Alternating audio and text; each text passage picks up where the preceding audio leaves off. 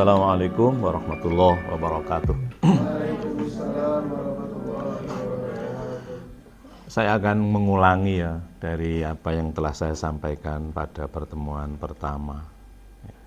Saya akan secara maraton gitu, seolah kita hari ini bertemu menyampaikan 3 kali pertemuan atau 4 kali pertemuan tentang filsafat dan tasawuf.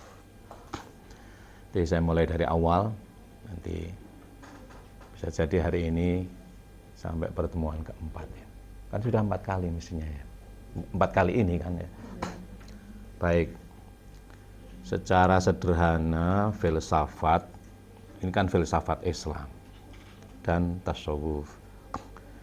Secara sederhana filsafat itu diartikan cara berpikir. Tasawuf cara berhati. Sederhananya semacam itu. Jadi filsafat adalah cara berpikir, tasawuf cara berhati. Cara berpikir apa, bagaimana, untuk apa, itulah cara berpikir filosofis. Cara berpikir apa, bagaimana, untuk apa, itulah cara berpikir filosofis. Apa dalam istilah filsafat disebut dengan ontologis, bagaimana disebut dengan epistemologis, untuk apa atau nilai faedah disebut dengan aksiologis. Sehingga cara berpikir filosofis itu objeknya 3 itu, yaitu ontologis, epistemologis, aksiologis. Ontologis adalah apa, what ya. Bagaimana adalah epistemologis, untuk apa adalah aksiologis. Jadi kalau Anda menggunakan pikiran filosofis, kerangkanya sudah dijelaskan, sudah dituangkan oleh para pakar terdahulu. Artinya apa? Ketika Anda berbuat atau melakukan apapun, kerangkanya ini, kalau kita menggunakan kerangka berpikir. Apa, bagaimana, untuk apa. Tulisan, penelitian, tindakan, apapun. Pembicaraan. Kamu itu lagi ngomong apa? Nah, apa berarti kan, apa itu apa? Apa itu apa? Apa itu hakikat kan? Nah, apa itu hakikat? Hakikat itu bahasa Arab loh. Hakikat itu bahasa Arab. Berarti secara subjek ketemu. Hakikoh, kebenaran. Secara subjeknya bertemu dengan barang. Itulah apa namanya. Kalau apa itu diartikan hakikat. Atau menjumpai makna. Misalnya kata handphone, katakan hakikatmu apa? Hakikat subjekmu terhadap kata handphone itu. Kamu harus bertemu dengan apa yang dikata oleh ungkapan handphone. Apa misalnya? Mana misalnya? Nama siapa? Zakia. Kalau saya mengatakan handphone, kamu sudah ketemu belum dengan barang ini? Sudah? Mana? Kalau saya bilang ini, kamu bilang handphone itu ya? Ini apa itu? Dua-duanya, enggak bisa. Dua-duanya itu juga. Nah, harus muayyan bahasa Arabnya. Harus ismun muayyanun. Harus sebutan tertentu, tidak boleh yang lain. Kenapa? Agar supaya kita bisa berepistemologi secara tepat. Maka apa adalah kebenaran? Epistemologis atau bagaimana adalah ketepatan. Kalau saya bilang handphone, kan kata-kata itu, ya, handphone, kata kan? Secara hakikat agar supaya, secara hakikat diri saya, agar saya bisa berepistemologis secara tepat terhadap kata handphone, saya harus berjumpa dengan benda yang dikata dengan ucapan handphone. Itulah berpikir ontologis. Ini misalnya, ya ini, bukan yang lain. Oppo misalnya. Inilah namanya hakikat. Saya harus berjumpa dengan hakikat kata handphone secara tertentu. Untuk apa? Agar supaya saya bisa memperlakukannya secara tepat.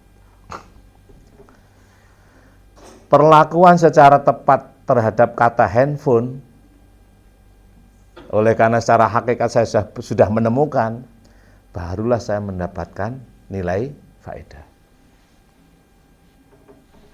Bisa dimengerti nggak ini? Yo, nanti pelan-pelan.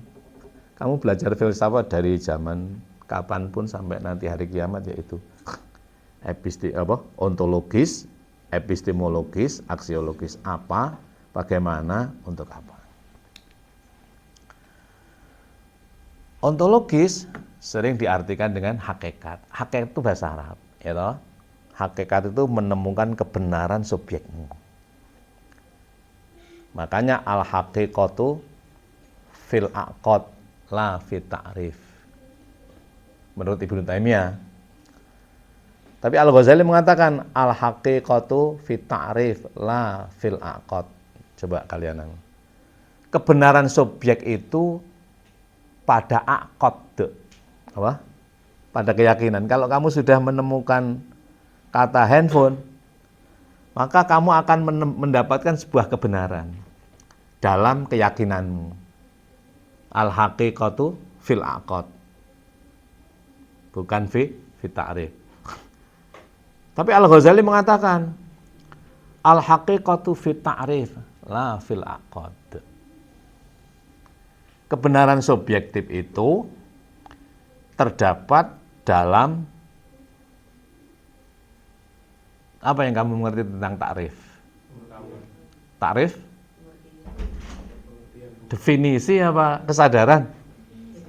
Definisi apa kesadaran? Nah, kalau al-haqiqatu fi ta'rif itu diartikan definisi, itu tidak ketemu. Ya toh? Karena definisi itu kata-kata, ya toh? Handphone adalah, kamu ketemu nggak itu dengan bendanya? Nggak ketemu kan? Maka ta'rif di sini adalah arrafa yu'arrifu ta'rif. Artinya kesadaran diri. Setelah kamu berjumpa dengan kata handphone, yaitu ini, sadar saya. Sebenarnya kata ta'rif dengan aqad itu sama. Ya. Itulah para filosof berdebat. Ibnu Taimiyah kan lahir kemudian, Al-Ghazali lebih dulu. Ya. Salah itu. Kebenaran itu bukan pada definisi, ya toh, menurut Ibnu Taimiyah. Padahal yang dimaksud oleh Al-Ghazali bukan definisi. Kebenaran itu ada pada kesadaran diri seseorang.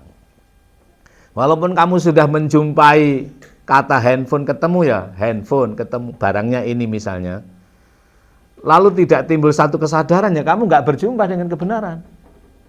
Ya nyekel tok gitu. Maka tidak cukup dengan berjumpa, tapi berjumpanya secara hakikat harus dibarengi dengan kesadaran diri. Kalau Ibnu Taimiyah bukan kesadaran, bukan takrif dalam artian definisi, karena pada umumnya kan takrif itu kan definisi. Meja adalah itu kan takrif. Padahal itu bukan definisi. Takrif itu bukan definisi. Takrif itu kesadaran diri. Maka ketika kesadaran diri itu diungkapkan menjadi sebuah kata-kata lagi, abstrak lagi.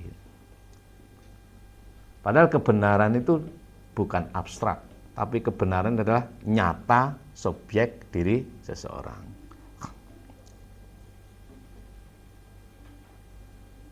Sampai di sini.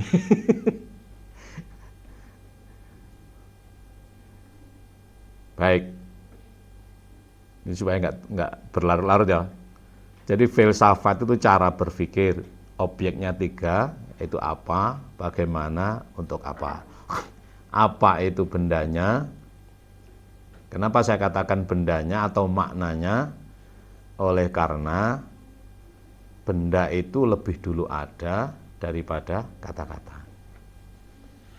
Dulu mana kata dengan benda? Dulu benda kan? Ada benda baru di kata. Kata Malang itu duluan mana?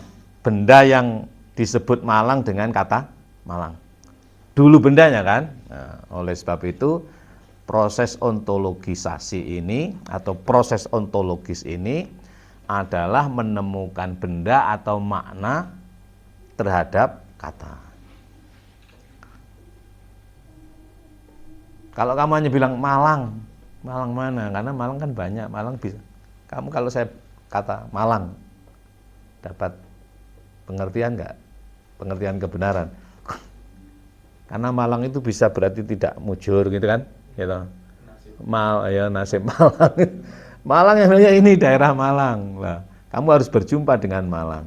Dan Malang pun itu objeknya banyak.